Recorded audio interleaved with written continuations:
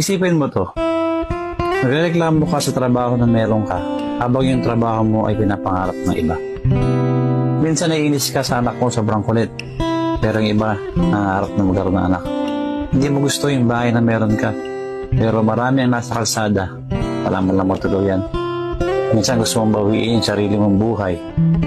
Pero yung iba, gagawin ang lahat para lang mabuhay. Minsan kaya hindi ka masaya kasi hinahanap mo yung mga bagay na wala sa'yo. Alam mo, subukan mong tumingin sa paligid mo at makikita mo na napakadaming bagay na meron sa'yo na pinapangarap ng iba. Huwag mo kasi hanapin yung mga bagay na wala sa'yo. Sa halip, magpasalamat ka sa mga bagay na meron ka. Baguhin mo na yung kaisipan mo.